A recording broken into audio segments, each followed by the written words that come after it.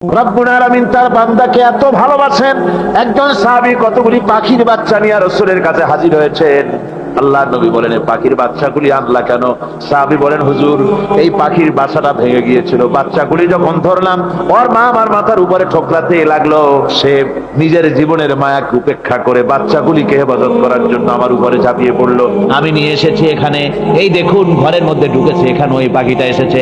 আমি রাসূলকে দেখাতে এলাম প্রাণী জগতে মায়ের সন্তানের প্রতি কত মায়া, সেটা দেখাতে এলাম। আল্লাহর নবী বলেন, ও সাহাবী, প্রাণী জগতে সন্তানের প্রতি মায়ের কতটুকু মহব্বত তুমি তাই আমাকে দেখাতে এসেছো।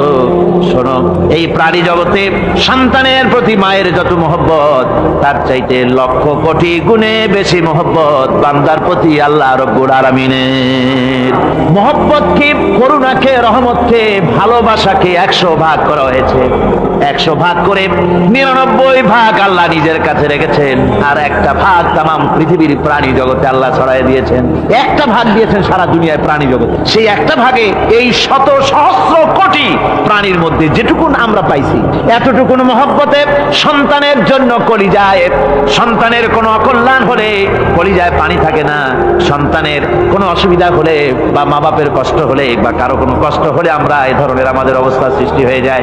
এক ভাগ তামাম পৃথিবীর সমস্ত প্রাণী জগতে ছড়ায় দেওয়ার পর আমাদের অবস্থা যদি এই হয়, তাহলে 99 ভাগ রহমত যার কাছে, বান্দার প্রতি তার মহব্বত কতখানি। সাহাবায়ে কেরামদের সঙ্গে রোমকদের লড়াই হতেছে, রোমক সৈন্যরা যুদ্ধে জিততে পারতেছে না কিছুতেই। এরপরে তারা গোয়েন্দা বিভাগের লোক পাঠায় দিল, এদের সঙ্গে জিততে পারি না কেন, একটু খুঁজে দেখে আসো রাত্রে এরা করেটা কি।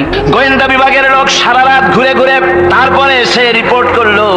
এরপরে সে তাদের প্রধানের কাছে রিপোর্ট করলো, আমরা যে যার কাছে গিয়েছিলাম দেখে এলাম, হুম হুম বিল্লাইলি রাহবানুন ওয়া বিন্নাহারি ফুরসানুন, আমরা দেখে এলাম যাদেরকে দিনের বেলায় প্রচন্ড শক্তিশালী বীর যোদ্ধা রূপে যাকে যুদ্ধ করতে দেখেছি ময়দানে, রাতের বেলায় দেখলাম গিয়া একেবারে নিতান্ত ফকিরের মতো, কেউ তো সেজদায় পড়ে কাঁদতেছে, কেউ আবার তেলাওয়াত করতেছে, চোখ দিয়া পানি পড়তেছে, আবার কেউ নামাজ পড়তেছে, আবার কেউ হাত তুলে রেখেছে তাদের প্রভুর দরবারে, চোখের পানিতে তাদের চোখ বুক ভেসে যেতেছে।